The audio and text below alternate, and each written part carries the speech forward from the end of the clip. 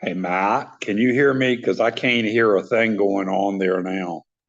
My husband. Yeah, Katie just arrived, so we're going to start the meeting soon. Okay, I can hear now.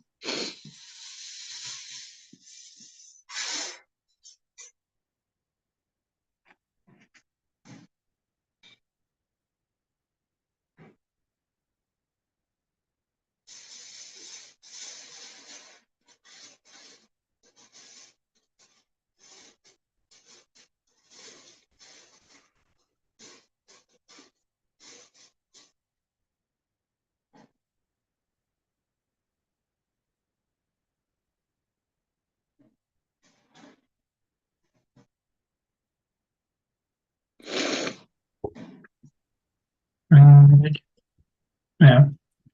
You look down there, yeah.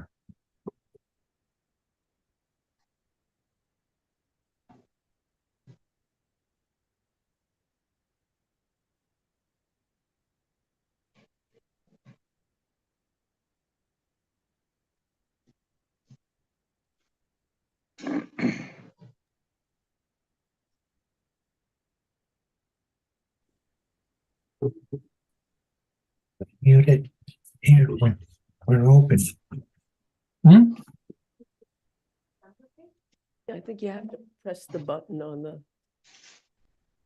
push. Bottom one, Push, yeah, Okay, got now it. it's on. All right, I'm back with a picture. I'm back with a picture and a voice now. You have a picture and a voice now? I have a picture. Yes. Yeah, I can see you guys. That's great. Good. Good. We see you. We're in good You shape. can? Okay. Yeah, we Oh, can yeah, see you. we see you just Okay. fine. All right. Well, that's Okay. All right, let's go ahead and start the meeting, call it to order, and call the roll. So Mr. Dillon, Here. Ms. Papero, Here, Mr. Chandler, here remotely. okay, Ms. Marino, here. Mr. Johnson. Here. Okay, very good. Okay, the first item on our agenda is approval of the meeting minutes. Thank you, Joy, for pulling them together. And I know they've all been circulated. Did anyone have any feedback? I did not. No, Okay, would someone like to make a motion to approve? so moved. Okay, Second. right. So the motion has been made by Mr. Johnson, seconded by Mr. Dillon. We'll call the vote. Mr. Dillon, Approval of meeting minutes, I approve. good. Papero, I approve. Mr. Chandler, I approve. Ms. Marino, Yes. Mr. Johnson. Aye. Okay, very good. All right, the third item on the agenda is public hearings. We don't have any scheduled for this evening, so we can go through, just pass by that. The next item, which is really the meat of our agenda, I think, is the discussion of the loan document and the transaction workflow. So, you know, that we've all received copies of the now basically final documents. My understanding is that our role now is to determine whether we are prepared to sign the loan document. And this is this would obviously be our first major decision. And I think maybe we should just have, without any motion on the floor, just some open discussion about some of the issues that we've discussed in the past. I think that, in previous meetings, we've talked about the process for these reviews, our interest in having counsel, setting up the authority to be an effective organization. The documents are essentially the same as what were presented in November. But I don't believe that, because we've all been busy getting our bylaws and getting to know each other and getting the authority set up, that we've had a lot of opportunity to discuss it. So I would just like to open the floor to any concerns or questions that people might have. If I might, I just have a couple of questions here. One is that on the deed of trust, it says that the town manager is the trustee. Rosemary, could you give us a page, please? 14. Thank you.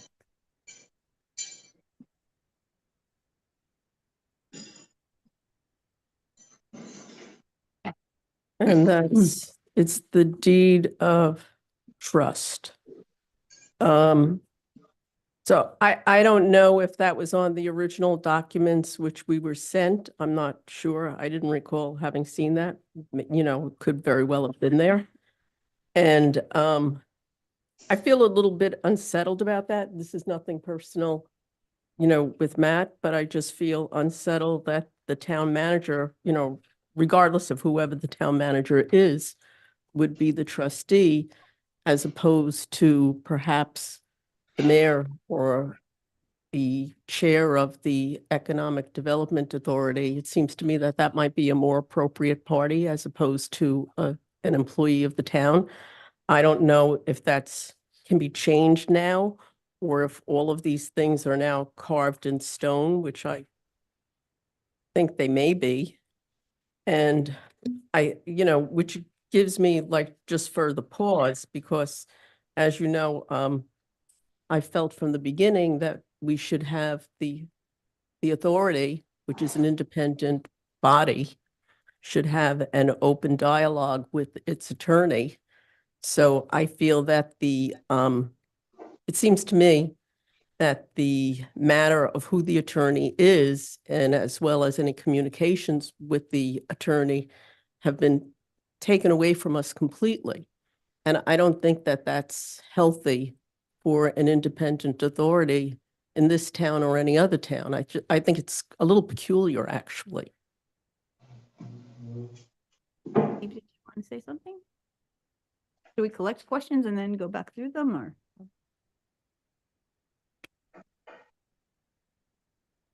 I think there's at least two questions in there, and one is the matter of the trustee, and the second is access to an attorney.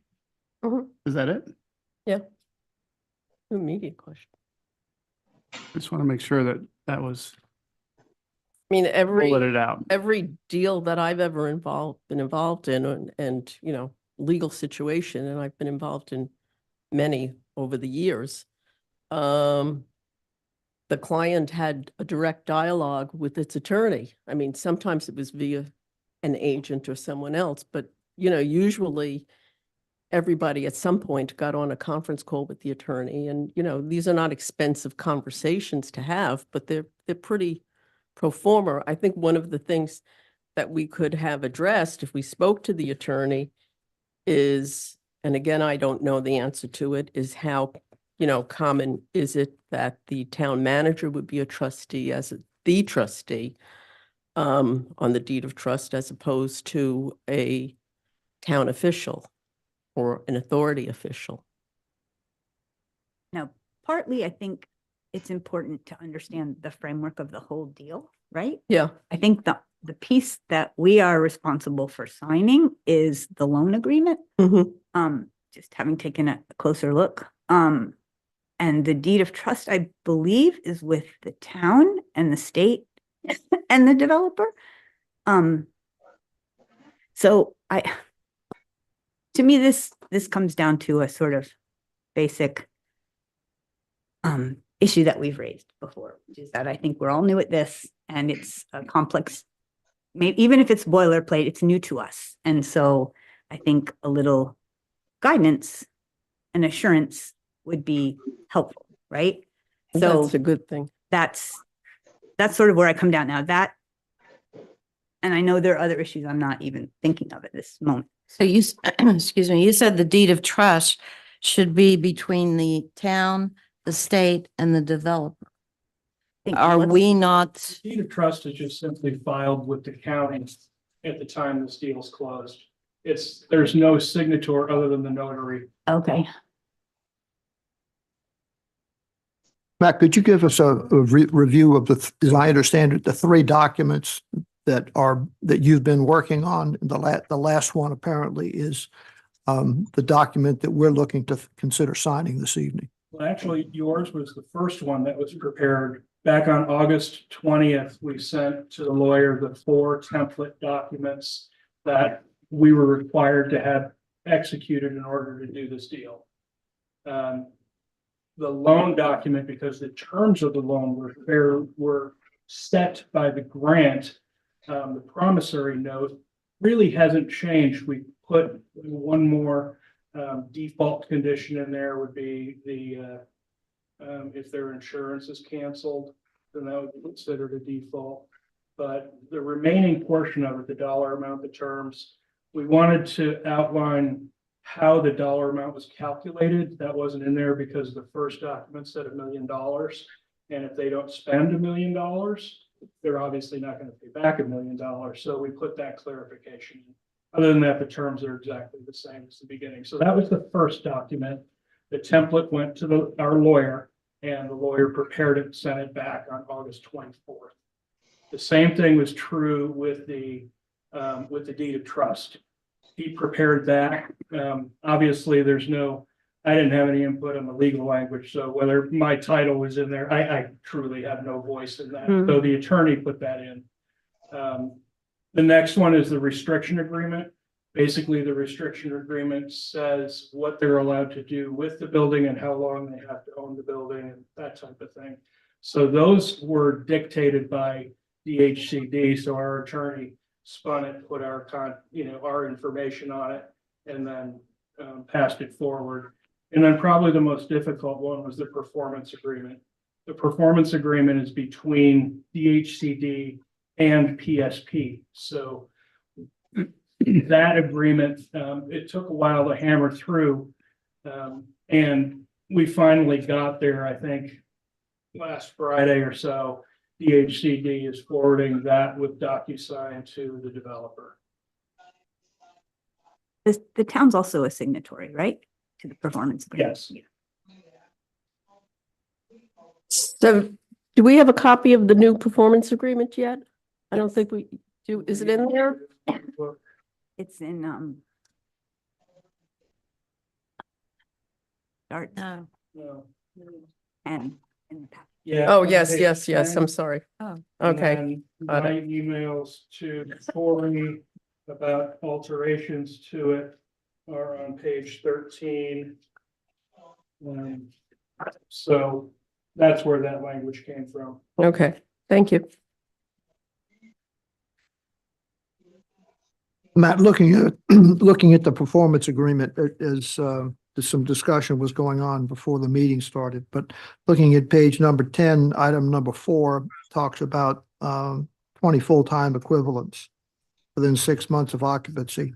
Right, and then the language that was changed said, Where is that? in the on page 13, about a third of the way down. Okay. It says, an independent contractor or 1099 employee who engages their role as the primary occupation is equivalent to 1 FTE. And that made the developer happy because the nature of their business isn't having employees. So even if they work 1 hour a week and they're a 1099 employee, but that's their primary role, then that would count towards the 20. So this makes it much easier for them to be able to meet that restriction. And if they didn't meet the restriction, they'd have major problems going forward with the project. Right. She already, Thank you. just so you know, she already has 40 1099 realtors that work with her. Well, there's some other people, as I understand it, that would go in on the first floor as well. But they're not going to come anywhere close to 20 people. No, but between the Yeah. two of them, they would, and Yes. and if that building is vacated for the second tenant, any jobs that come in there count. Thank you. Is it the state sets that 20 full-time employees? So that, and 20 is the minimum in that particular building? I guess, 20 is the minimum for the grant. I actually don't know whether it's for the building or whether it's just standard language. or for any of the grants, if it differs from grant to grant. Right, I just simply don't know. Yeah. Who's responsible for verifying? They're required to put documents together and, they have annual, compliance reporting that they have to do. Upfront, it's a little bit more than annually. Mm-hmm.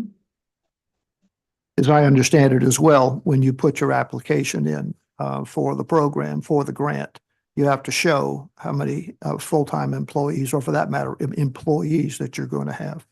And if I'm not mistaken, that's what the application showed, is how many employees, not full-time. Uh-huh. Well, What, 20 what, is. what Ann Kyle's concern is there, and I think all of it's been said, is that in that particular business, her number of what you would deem in a normal operation as full-time employees is minimum and doesn't meet that. But with all of her realtors, all of her sales associates are independent contractors. Mhm. You know, so the verification that she needed, which I think she's obtained, is that all of those 1099 people, instead of K1 people, are included and qualify for the 20 full-time employees. Isn't that kind of what the issue was, Matt? Yes. My, And my, that- my concern wouldn't be so much for the Lilliston building as would be for the Foskey's building, because I would be concerned that if they have a single tenant in there, and I don't know what their plans are or what they'll end up with, that a building like that may not have 20 full-time employees. You know, and so I don't know what there is in the terms of that being at all negotiable. Which I you're mean, we doing haven't crossed that before. bridge I yet, was but gonna say- that would be my concern. You know, whether it's for them or for anybody else, you know, depending upon the particular building, you don't know if you can, you know, create a situation where there's 20 full-time employees. That's a lot of people. I wouldn't envision that for other projects that standard would be held, that would be at that level. And looking around the state, they're all different sizes and kinds of Mhm. projects. So they come back with the consultancy, if you will, when you're putting these projects together, putting the application together, you have a pretty good idea of what your requirement's going to be when you're talking with the folks in Richmond about how they're going to view your application. And they want you to be successful. Mhm. So they're trying to find ways to Yeah. be able to work that through. So they help you with the process. Do they at all take into account if you're also creating housing, the, you know, the value of that housing as a quid pro quo against the FTE? I have no idea. We put it in as mixed use, but they primarily care about the businesses that are added to downtown. They're looking for jobs then? Right. Okay. Okay. So in the case of the Lilliston building, I think we're all fairly confident that Ann Kyle's brokerage certainly meets the standard. I mean, whether they're sitting there all day, you know, in the office working, which realtors don't do. Right. And because they're 1099, they're included, they're not excluded. So it feels like a green light. Well, that looks good. I also had a question about the transaction cycle. The last thing says that the contractor pays the EDA loan payment, and I think that that should be the borrower. Hang on, I lost myself. There it is, I'm sorry. Yeah. Thanks for creating that, by the way. The blue circle. It's a blue circle. Yeah, That's- you that's could the change thing. it from contractor to borrower. That's no Okay. problem at all. Okay. I just wanted to be sure about No, that. you're exactly right. Whose chart is that? I think that's That's the Matt. one I requested when we were in closed session because we were talking about Yeah. the flow of funds and just verbally, it rest- was hard to follow. So I Yeah, the rest of appreciate it- the The rest of visual it made sense. and good catch.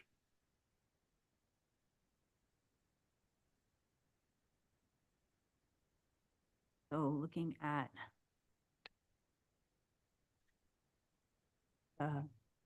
loan agreements specifically.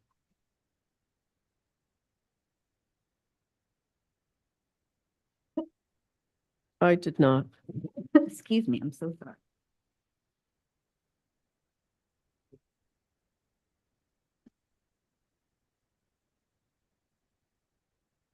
Would you like me to get you some water?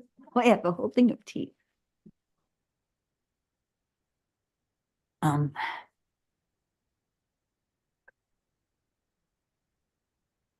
Okay,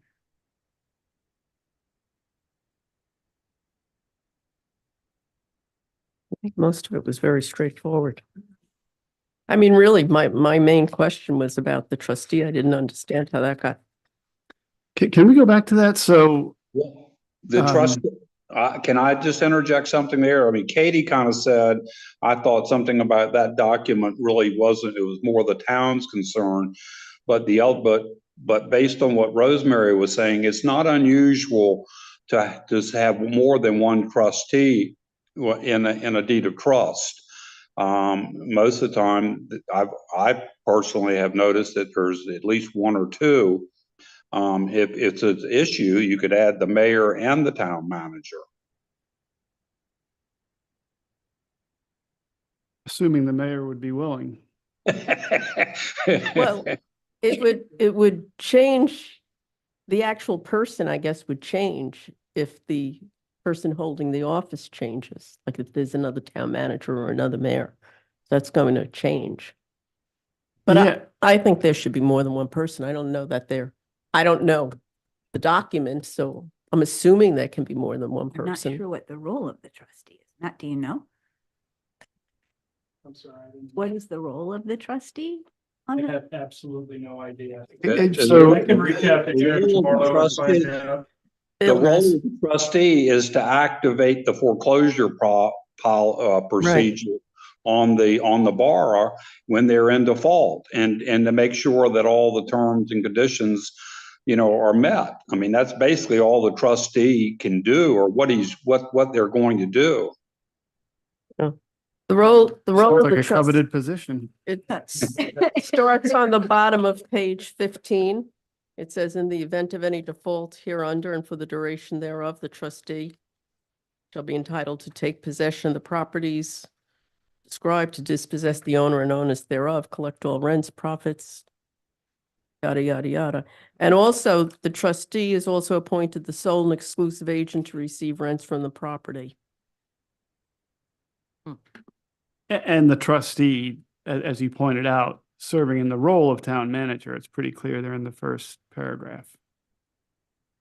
Yeah. So to your point, it doesn't matter if it's Matt or whomever takes the position.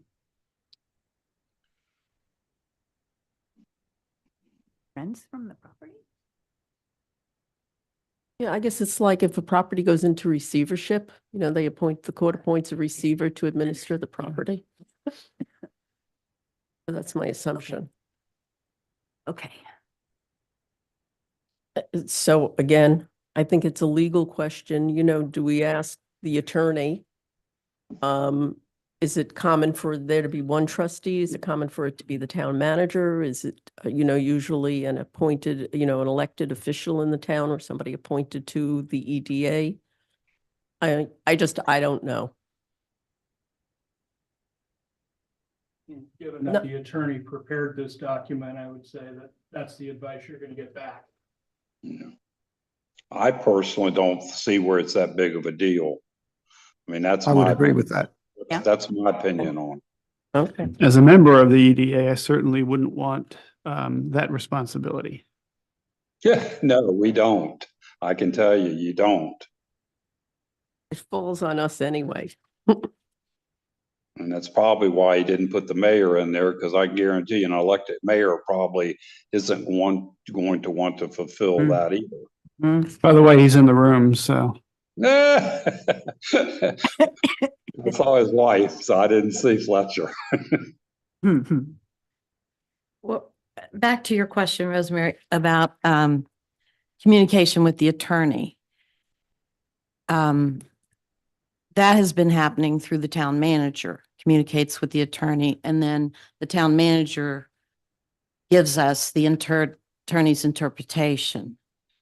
I think I guess at this point, we're assuming that Eric Gregory is our attorney. Well, the authority hasn't retained Eric Gregory yet. I mean, it's up to us whether we want to retain Eric Gregory, or we want to interview Eric. I mean, what I would do is interview Eric and maybe one or two other attorneys. Well, he's listed on the documents. Well, because he drafted all of these documents, because Yeah. most of this happened before there was an EDA. So are you still proposing that it sounds like you're proposing that we make an effort to retain additional legal counsel? Not to retain, but I think that we should at least interview additional counsel and, decide as a group, having interviewed, Eric Gregory, he should be interviewed by us, and interviewing other counsel who the authority, chooses to retain as its attorney. I don't know. I mean, maybe Eric Gregory is fine. I looked at his firm. There's not a lot of attorneys in there, because I thought maybe it could be an attorney in Eric Gregory's firm or whatever. But there doesn't seem to be very many attorneys there. Well, based on the last communication about the lack of conflict of interest and a variety of other concerns, I mean, I'm comfortable using the town's attorney, and I'd be willing to put it up, Well, matter up for vote. Eric Gregory is saying there's not a conflict of interest. I don't know if another attorney would say the same thing. Really a client's call to decide Yeah. if there's a conflict. Yep. The client's call. It doesn't cost anything to interview an attorney. They don't charge a fee for that. I see the dilemma as this. Everyone wants this transaction to finally get done, right? It's been kicking around for a long time. Absolutely. It's a fantastic project. We really want these folks to be well-funded and do the work that we envisioned for a long time. So no question about that. But on the conflict in my head is that this is our first agreement. Oh, sorry. Yeah. This is the first agreement that we will adopt. And we have not had any direct interaction with an attorney on our behalf, right? So we've been assured that the town's attorney says it's fine. And he may be 100% correct, but we don't have the wisdom to know if that's true or not. And so I know that this is a very small entity. We have this one project. We may have another project on the horizon, but I just had questions about this that I would feel confident if a lawyer said to me, I've reviewed this. It's completely consistent with all the agreements I've seen around the state. And I have no, based on my vast expertise, there's nothing controversial here. And I feel comfortable. And then maybe we could decide to waive the conflict, but we just haven't had that conversation. And we've talked about having our own counsel 3 meetings now. Yes. So that suggests to me that there's some discomfort. So I don't know if I'm right or wrong. I'm just putting that out for discussion. My discomfort is the council is responsible for 3 employees. That's the town manager, the chief of police, and the town attorney. As Matt indicated in an email, the town attorney fees are being raised $10,000. So I said to a member of council, and I don't think the EDA has caused that $10,000 increase. I think it was another issue that caused that. If we do decide that Eric Gregory is our attorney, then I would like to see a separate breakdown of EDA with town separate. He said he would include it in the bill for the town, so there'd be no charge for the EDA. He said if we wanted to allocate it out, his price isn't gonna go up, but allocate a few $100s a month, but he's gonna go up $10,000 because of, like you say, another local issue. But no, he's not gonna charge the EDA for his services. So he's not willing then to separate out billing for EDA and billing for, He can, I mean, if you want to pay, it's all coming from the same place. I mean, they're gonna reach their hand out to ask the town council to fund them for $5,000 for an attorney. right? And then they're gonna turn around and pay our attorney $5,000. Well, that's not quite true. I asked the town council to give us working capital of $5,000. But that $5,000 doesn't necessarily mean that it's going towards legal. I mean, 5,000 is an example. That wasn't yeah, your 5,000, no, 5,000, listen, $5,000 is just a number. It's just working capital. So we're supposed to have a separate We passed attorney that motion, yeah. and we're supposed to have an independent CPA. Now, the CPA can be the town CPA also, but we're supposed to do a separate filing and create separate Accounting. financial statements. So, you know, that, I'm assuming that that $5,000 will cover both. And then some, maybe. So it's not $5,000 to, you know, hand over to any attorney, whatever fee the for number is. CPA is 35 $3,500 a year for the town. for the town to add the EDA to our financial statements. So then that's $3,500 of the $5,000. So then it's $1,500 left for legal. which is That's what you're probably- saying. Honestly. Yeah. Added zero for legal if you choose to use town's attorney. Well, I think that doesn't seem right to me somehow. It doesn't seem to like really work in my mind. I could be totally wrong. I don't know. But I would say I'd still like the opportunity, and I still think that the EDA should have the opportunity to interview Eric Gregory directly and also ask whatever questions we have to ask, and also to interview whatever other attorneys we may come up with to see who we feel would best serve the towns and our needs. I mean, the So- town's needs, you know, apropos of the EDA. So if we put some process behind that, we would have to come up with a list of questions for the attorney. Yeah, we And have then a we- list of questions already. I mean, I sent out a list of questions a while ago. We could add or subtract from that. And then engage an attorney, source one. Have you done anything in that regard? No, because I haven't gotten past the point of, let's talk to Eric Gregory. You know, I feel uncomfortable personally with, you know, what I feel is always having somebody, you know, Matt's really great at what he does, but I feel uncomfortable with having somebody, you know, who's always between our communications with the attorney. I'm not used to that. Right. Well, you have a lot more experience than I do in this type of thing. I personally don't see the downside, but if you could help define it, I think that would be good. I mean, like worst case scenario.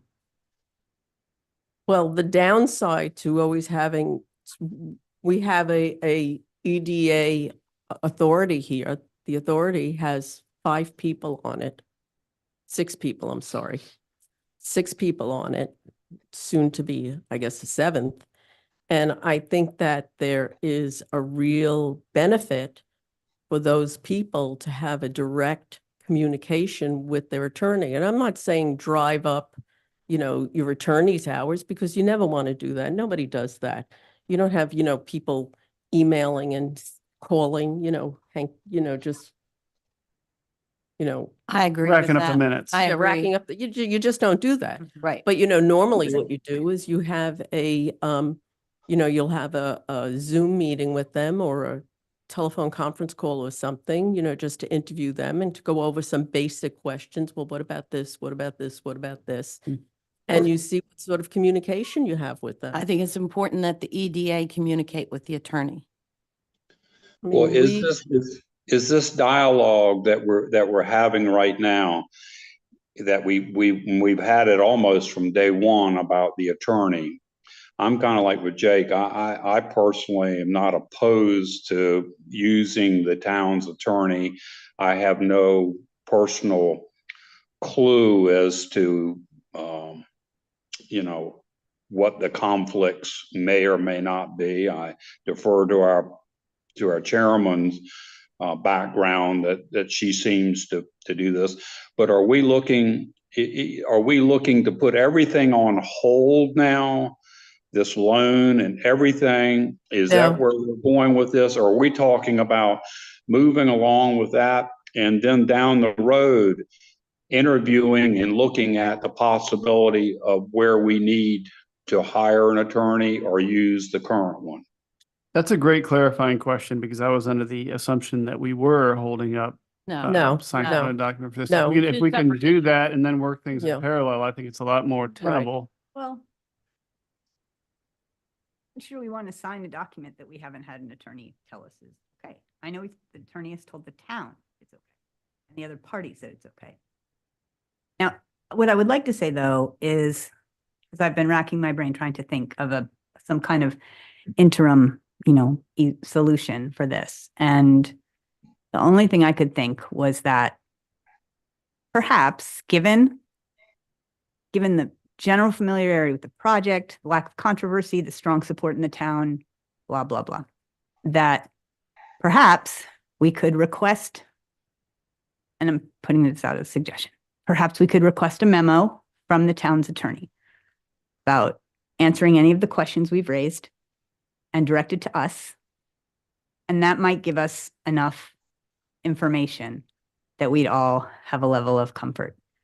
We could then at that time waive the conflict, which I think is important before we agree that that person is our attorney, and let it be, because really we don't have a lot on our agenda, right? This is important and it's very, very time sensitive and nobody wants to derail it, I think. So I think that's really, really something to keep in mind. But I also think that it's, our first official action and it's important to do it well. So that's just something as an idea. We did allow ourselves to have special meetings, so we could do that to, pass a resolution, boom, get it done. Sign it, done. Madam Chair, if I may, Yes. I believe we have two serious issues to look at. And one is we need to move forward, in my personal opinion, to get this document signed this evening, agreed to and signed this evening so that the project can move forward. I think everybody that's been involved with the project wants to make it happen for all the right reasons, with utmost good faith on how we got here and why we're here and what we're looking to do. So that's one thing I think we need to look at. In looking at the attorney, if folks would rather sit down and talk with the current attorney, the town's attorney, and ask the right question, ask whatever questions we have. And if we want to look to for somebody else, we can easily do that. But it's a separate issue, in my view. Here, So here. you're saying we could sign these documents and then explore the attorney. If I need to put forward a motion, Madam Chair, I would move do that that. this project move through the facility of the EDA to be approved and this contract so that you can sign it. I don't know what kind of terminology you need, but to move the approval of this particular project. I think you need a specific motion to sign the promissory note on behalf of the EDA. That's my motion.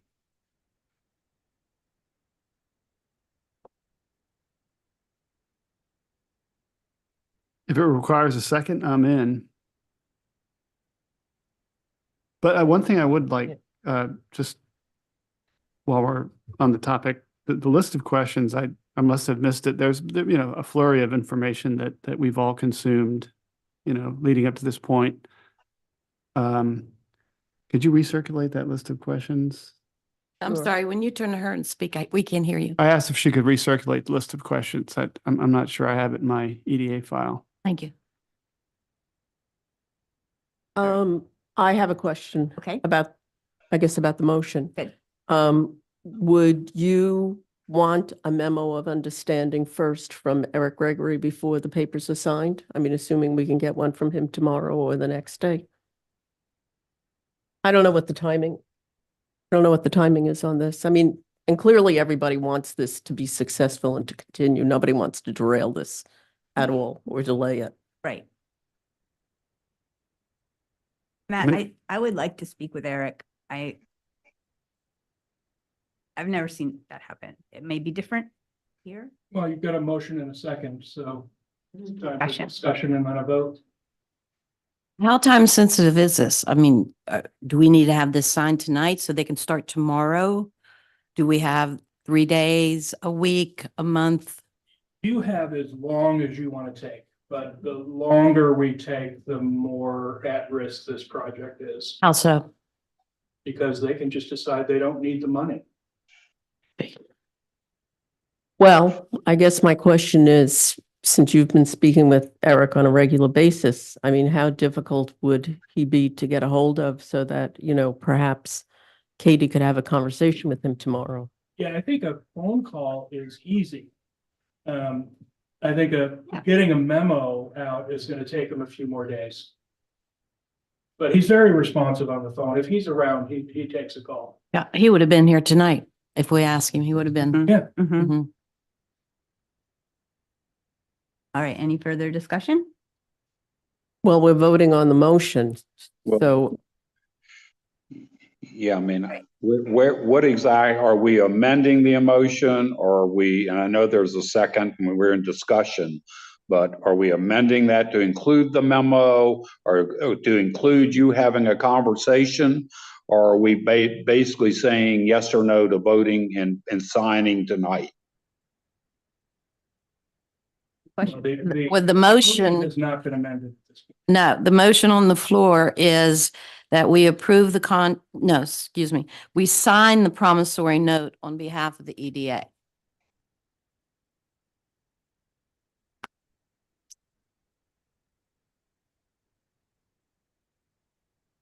Steve, could I ask that you consider amending that motion to make that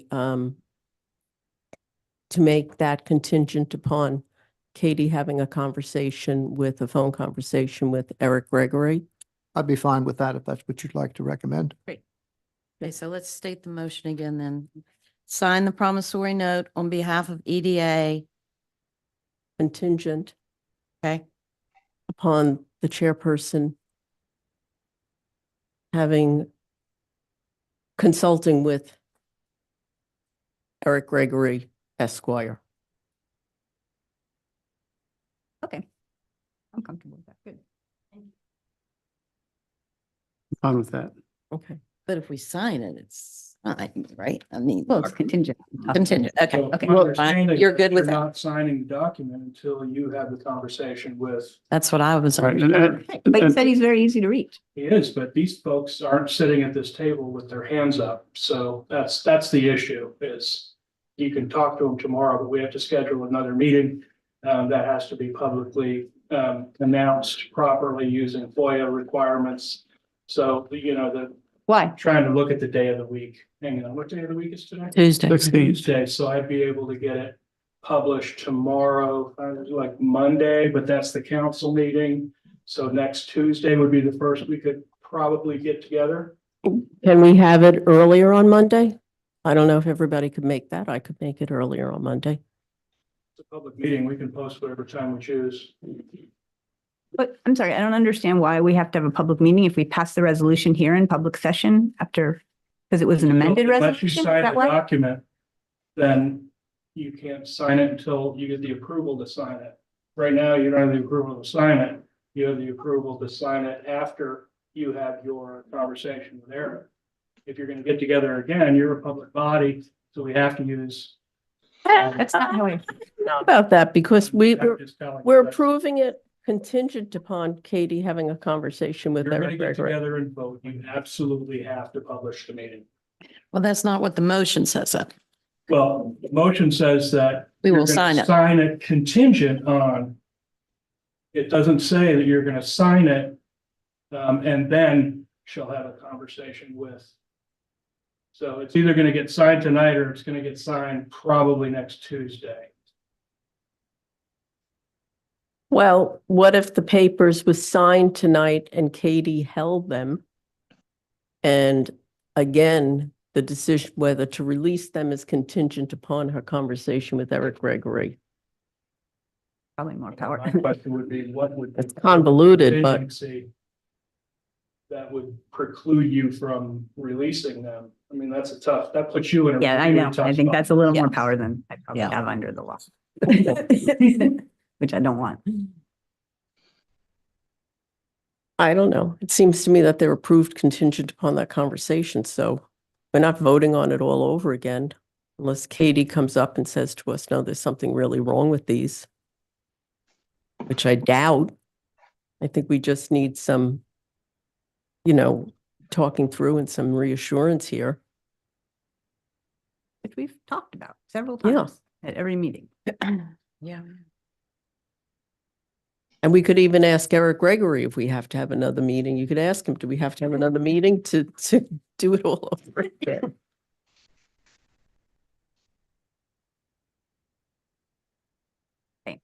Bill, I don't want to put you on the spot, but what do you think?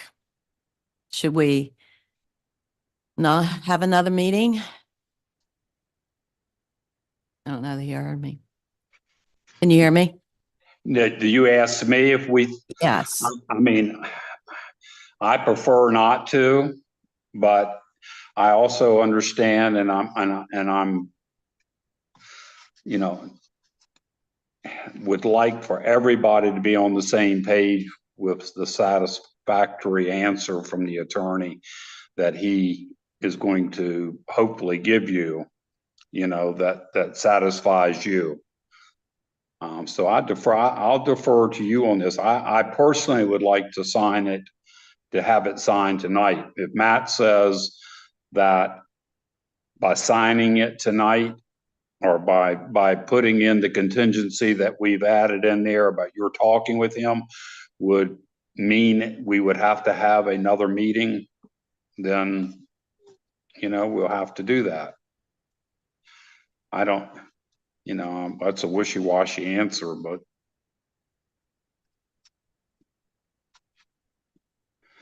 Well, why don't we schedule a meeting for Monday at, I don't know, what time is the town council meetings at 7 o'clock? 7. Why don't we schedule another meeting for Monday at 6 o'clock, 6:30 or something? It's just going to be very brief, so we could just all we meet. have to do is convene and basically hear your comments regarding the conversation and then vote. Mhm. Yeah. I mean, if that's the earliest we could have a meeting, Matt? Yes, 3 days. Yeah, Yeah, 3 days. Okay. okay. But I would also ask Eric, do we really need to have another meeting? Because that'll give us an answer to going forward right. anyway. You're a public body and you're gonna be Yeah. voting. I promise you, you'll Okay. need a meeting. Oh, yeah. Okay, well, wouldn't there's think of already a not- town council meeting, Okay. so probably not that bad. to Okay. have an hour. Okay.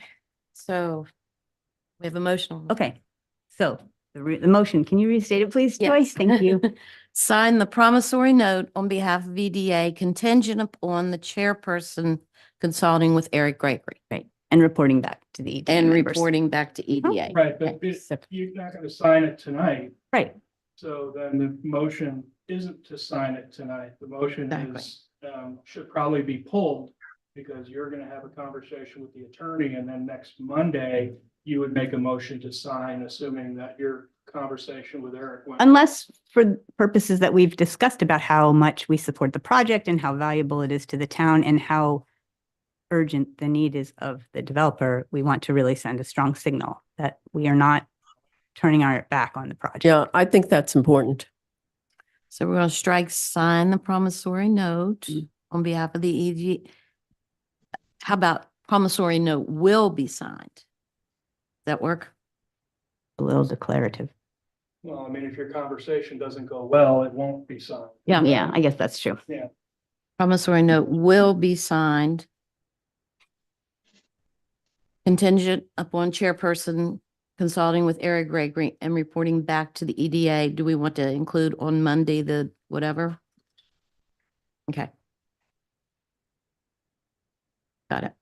I'm going to read it one more time, just to make sure I Okay, have it. thank you. Because this is important. Promissory note will be signed contingent upon chairperson consulting with Eric Gregory and reporting back to the EDA on Monday, whatever that is, at 6 o'clock. Everyone okay with that? So we've amended your motion. Want a second? I'll And we second have a that. second already. All right. Any further discussion? All the question? Mr. Dillon? No. Second? No, No, voting. Oh, aye. All seconded. Good. Yes, thank you. Aye. Aye. Aye. Aye. Unanimous. All right. Unanimous. Great. Very good. Thank you all. Okay. We have one here. existing project update. Okay. I think that's you, I Matt. know where we are. Other than the project that we just talked about, there's no other. Oh, public comment. Okay. Yeah, thank you. There we go. Public comment. Would anyone like to comment?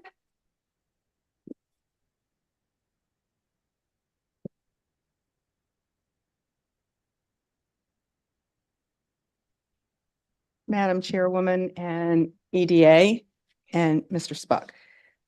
As the person who worked with Main Street to write this grant, and who has maintained a relationship with the principals and is fluent in the language of the grant and in the handbook that we use to write the grant, I am concerned and curious about the understanding that there needs to be 20 full-time jobs coming with this. I'm not sure where that originated. It was not the grant language. The handbook says in the manual, please indicate the primary community economic impact of this project, including net new full-time and part-time jobs, not including construction jobs. That is for every project that an IRF applies for. There could be projects that they're going to be 60 full-time jobs and projects that they're going to be 5. New businesses and leverage private investment, describe the methodology used to calculate these measures. In the language of the grant, I've provided Steve and Katie, you got here late, I don't know if you got the copy, 2 places where the word 20 jobs is described. At the time, I was working with the first investors to help us give the information to put in that grant. We were going on total full-time and part-time jobs, 20. That would be housekeepers cleaning the upstairs. They're not working 35 hours a week to do that. So how this got translated into 20 full-time jobs, I'm not sure.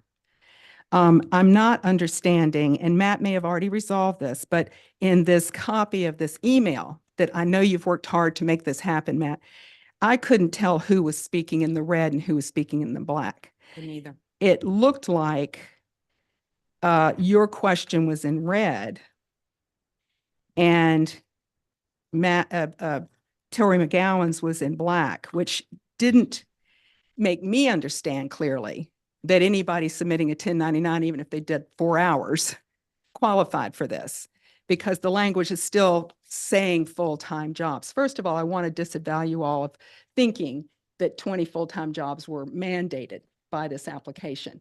And the principals should only be held to the language that was in the application, not in something that's been since imposed. So I'm concerned about that, but more importantly, an hour before this meeting, I talked to the principal and she's concerned about it and therefore has not signed the performance agreement.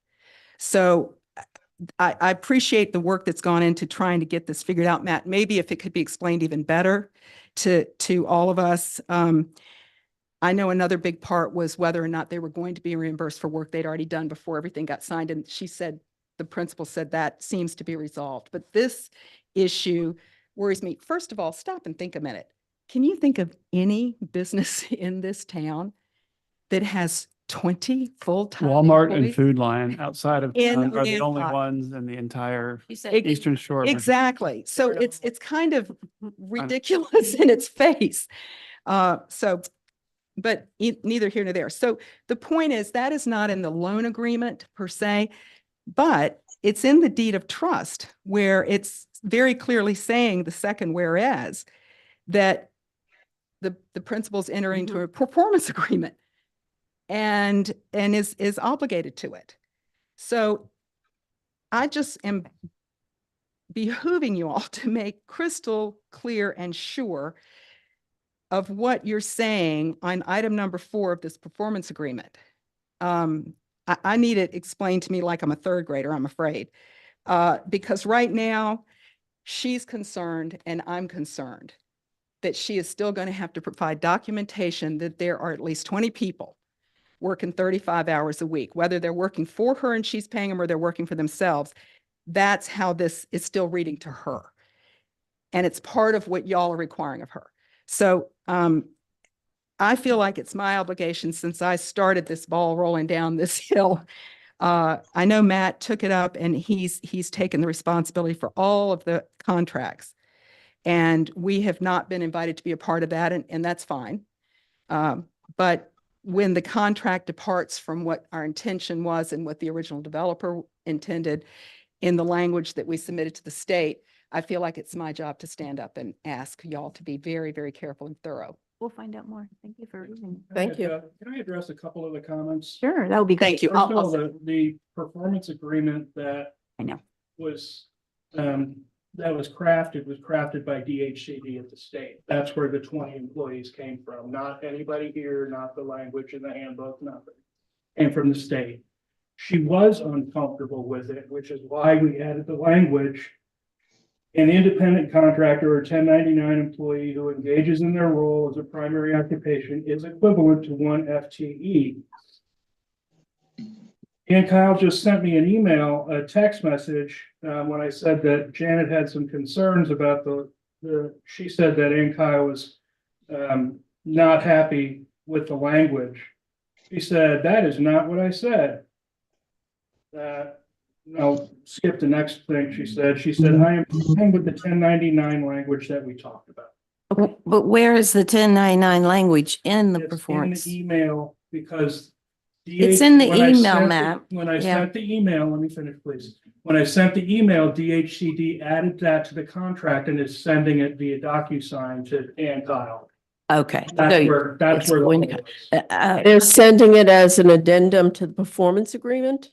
They've adjusted They're the amending performance it, sounds agreement like. and they're sending it to Ann Kyle. They're the only two signatories on this. Okay, so there's going to be a DHCD and revised performance agreement. Yes. Yes, It's revised with the sentence that's in the email. but That Ann Kyle is perfectly comfortable. But to Janet Foskey's point, I get it about the full-time jobs. I 20 full-time jobs, that's a lot. It might not be for the Lilliston building for a real estate company, but for anyone else, there's nothing around here. And I don't even think any of the restaurants have 20 full-time people in them. No. But it's for the whole building, right? And we talked about it before, how a real estate agent has a lot of. Well, independent that's- contractors. that's And this is true. the only deal we're talking about. Yeah. Anything down the road is obviously going to be part of their own performance agreement. On page 13, Matt. I'm also confused. The black is Tori McGowan responding to some questions that you had sent previously, correct? Yeah, mine's in all black, so I apologize. Oh, What it yours are in all says, black. I'm glad we're getting close to this one. Your answers to questions, that's Tori. He Okay, said, we use 35 hours as a full-time employee equivalent.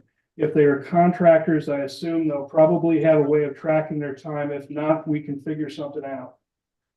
then I you said- ask. Then I say, can we insert the phrase an independent contractor or 1099 employee who engages their role as the primary occupation is equivalent to an FTE? In the following email, he said, yeah, we can do that. That's Is that what the I only didn't change? see. And Yeah. that's when they're gonna. So you create have the an document. email from Mr. McGowan that says yes, because he doesn't answer it here. That's correct. Okay. And for the record, the comment about Walmart and Food Lion, I agree that 20 FTE almost anywhere, but certainly in this region is a high bar. I mean, outside of those two places I mentioned and maybe some chicken processing plants, there are no places of employment that Riverside. meet that That's a very high requirement. bar. Oh, Riverside then. Bar. Oh, absolutely. It's Yes. possible. Right. Exactly. Okay, so the third grader in me, first of all, I hope I didn't say Ann Kyle was unhappy. What I meant was, she said she had not signed it yet. This still was not clear enough that she wasn't going to be responsible. I'm still not, I guess I don't understand 1099. People get 1099s for doing 5 hours for somebody. But this is That's saying not a what the 1099 that says their role is their primary, this is their primary occupation. So if somebody is doing real estate part-time, that's not their primary occupation. So that person, but what if they are doing 2 jobs and this is not their primary occupation? That knocks them out right there as a full-time employee. So I go back to, and Matt, you said the state came back and said 20 full-time employees, but That's the document that they sent, the template for the performance agreement. and there was, see, I feel like if Main Street had still been involved, we would have pushed back at that moment and said, that was never our intention in the language of the grant. So we don't have to do that anymore because the language been adjusted to the satisfaction of the signatories. All right, if you feel like Ann Kyle's satisfied, then I'll be quiet. I'm glad you've been able to talk to Good. her since I did. Thank you. Good. I got a public comment. Okay, come on up. It's nothing to do with this. This has to do with your lawyer thing. As mayor, and we've had issues with the lawyer for the town, not issues, good things.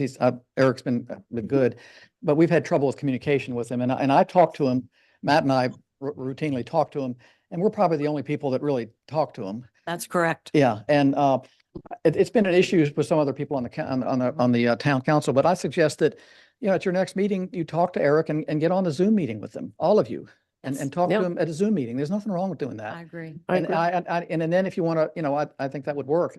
But you as a body need to talk to him and not, and it's hard for one person to talk to him and relay it back to you. So I would recommend that, and we're going to try to do that more as a council, but there are a lot of little issues that come up. You don't need to do that, but at a meeting, he would be glad to talk to you. He's talked to us, and he's very accommodating, and then you can decide what you want to do. Okay, thank you. And the second issue, the number of employees is determined by the grant application.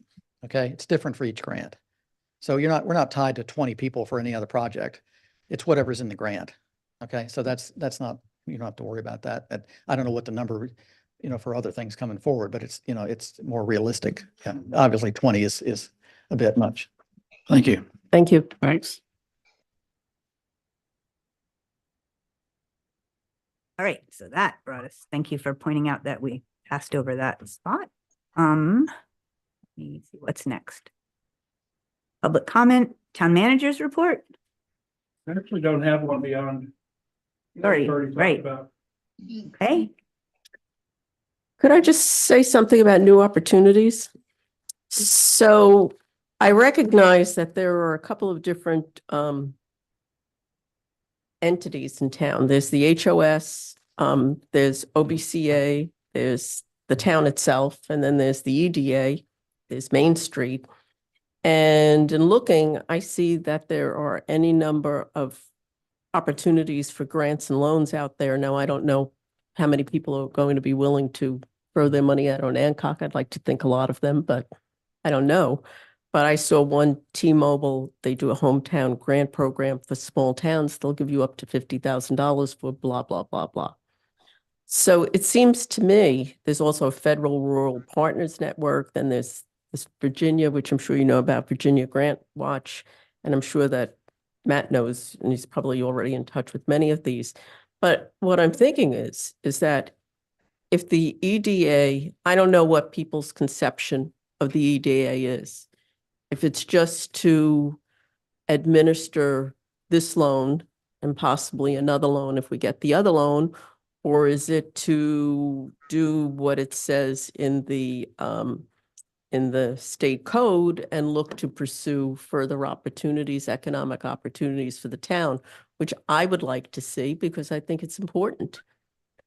But then that begs the issue, we don't want to have different entities stepping on each other's toes. And how do we do that? And what exactly should we do? Should we all look for things and then just throw it out there and see who wants to apply for that grant, if it makes sense or doesn't make sense? Or, it seems to me that there must be some way of regularizing, that's not the right word, but, of coordinating this so that we're not all over each other and that we get the best opportunities that we can for the town, both for the businesses in the town and also the citizens of the town, because there are, there's a couple of different troughs here that we can go to. So, I don't know, Matt, if you have any ideas about that or if anybody else does. In the near term, I'm gonna be working on ARPA projects and getting those closed up, so I have no intent of applying for any grants in the near term. Okay, do you subscribe to that Virginia Grant Watch? I was going to put my name on there, but then I Right. thought I don't know if I wanted to do that if, Subscribe to grants.gov and Yeah. Virginia. so you're getting all of those. Yeah, Yeah. But you don't have any plans to go after anything at the no, moment? I just don't have the bandwidth right now. Okay, well, I understand that because you have a lot on your plate. And what about, and I don't know if you know the answer to this, so what about Main Street? Which is Janet's baby, Yeah, or you have OB, the expert in the audience. OBCA, or, the FOS. I mean, I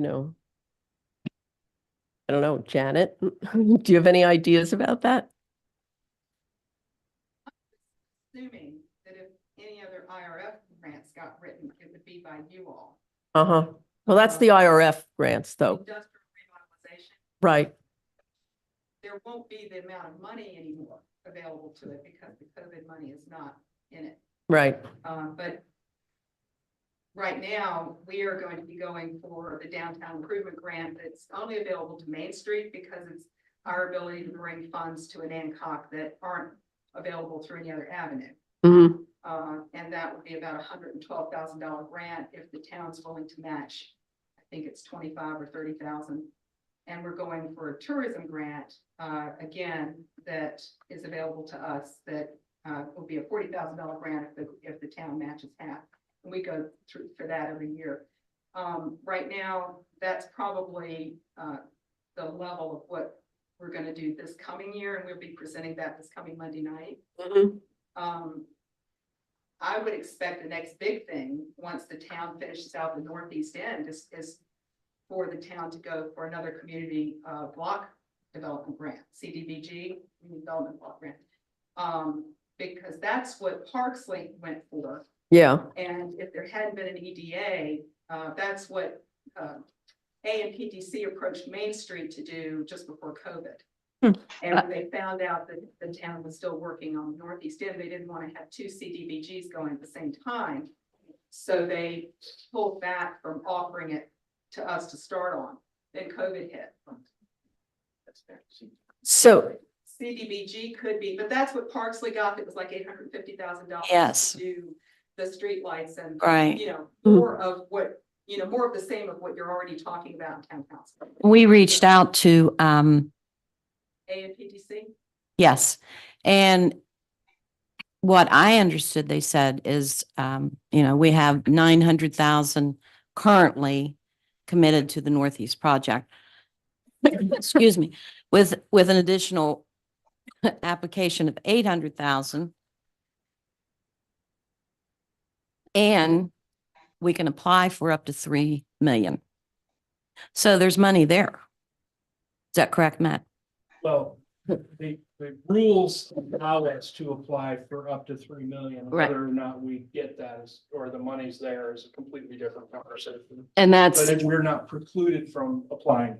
and that does not include ARPA funds. So we have probably 1.2 million available. However, I've been involved with the Northeast Grant for 4, maybe 5 years. They don't move quickly. So, but, starting the process is fundamental to getting, and 1.2 million is a lot of money.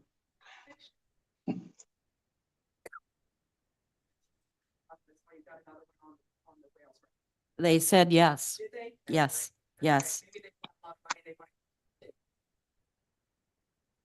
We hope so. So, Well, Parksley could have done all of their streetscaping and whatever about 4 years ago through the TAP program, the Transportation Alternatives. And that through when the board, if you will, Commonwealth Transportation Board analyzed and voted on what to do with that particular project. That was one of the projects that they agreed to go forward with. It was about $1.7 million in total, but there's a 20% match.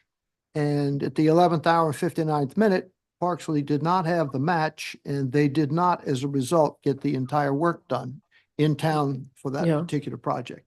And the TAP program, as a number of people know, is if you get it, they want it to spend it now. It's not like Good. Department of Transportation that goes out for 6 years in their 6-year plan on the big projects for smart scale. Y'all will be helped by our new representative from Main Street being, because they'll be fluent in this and be able to tell you what we're doing. And when you're talking about overlapping Mhm. and understanding that, you know, that's one of the good reasons why you need a Main Street representative on the EDA.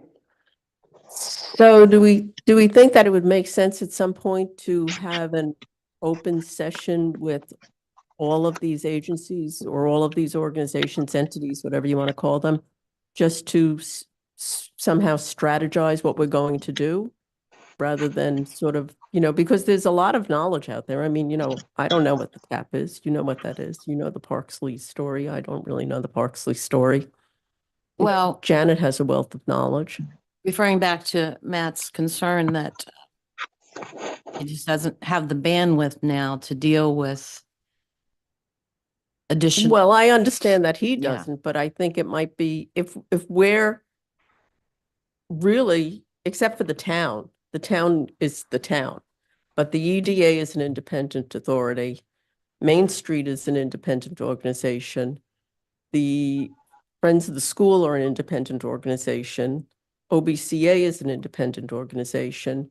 If we can, coordinate amongst ourselves, that might be something that we should look at. I think given there's so much history and so many things that have happened over the years, probably be well served to just have more informal networking for a little while and let everyone get to Yeah. know each other better.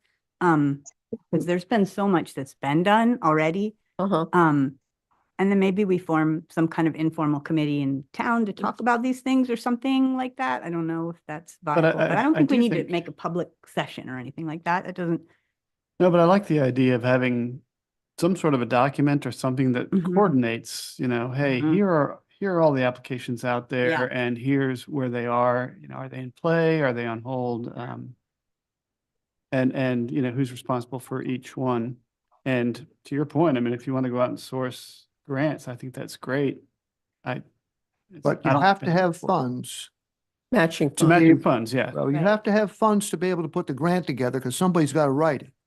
Yeah. Okay, so you have to deal with that. Then you have to think about, well, is there a match or is there no match Hmm. if you get the award? And then who also is going to manage or administrate whatever project comes? Well, So that would, it's a that- yeah. combination. All It is these a things would be combination. listed on the document the way, I mean, I hear what you're saying, the way I think you're envisioning it. Maybe there's a community college student or something who would like to take that on as a project. I don't know if you've all ever done that, but we've had great luck with student interns doing research like that. I'm sure Nice, Dr. like- Schaefer would be happy to talk with us about it. Yeah. Okay, anything more? All right. Are we at board member comments? Is that Oh, where we're we still are? on board minute. You have Okay. Another comment? Okay. Yeah, in the bylaws, Mhm. which are the last documents here. Mhm. On page 24, the secretary will prepare and disseminate all agendas and minutes, blah, blah, blah. Then on page 25, it says the agenda will be prepared by the secretary in consultation with the chair. Seems like we're saying one thing and then we're saying something different to me, but maybe that's just the way I'm reading it. It's just, I think the dissemination was done a little differently, right? Prepare and disseminate. Yeah. Right. And then it says I know Matt shared it with us.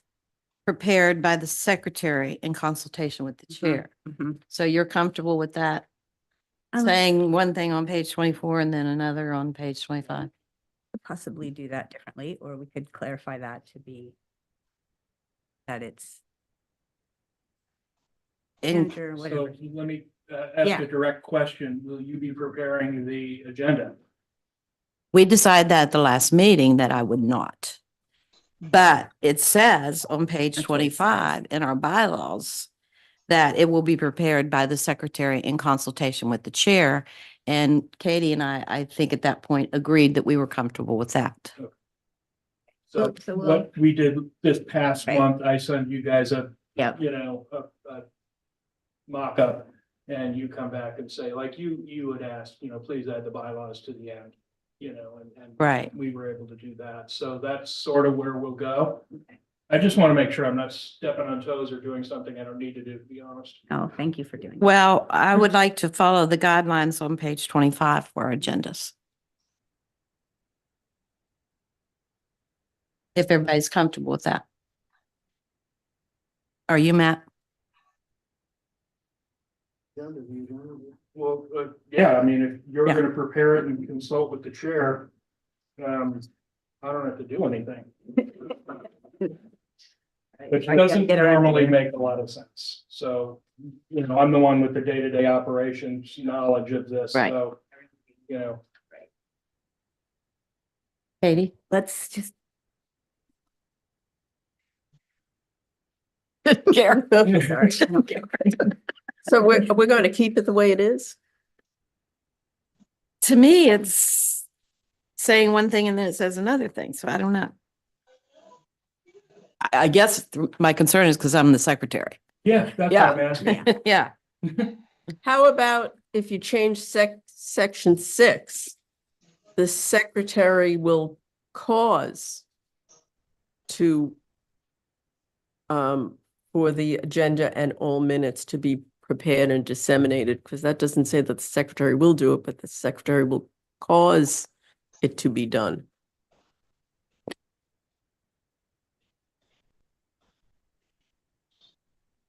What are you looking at? 24. Hmm.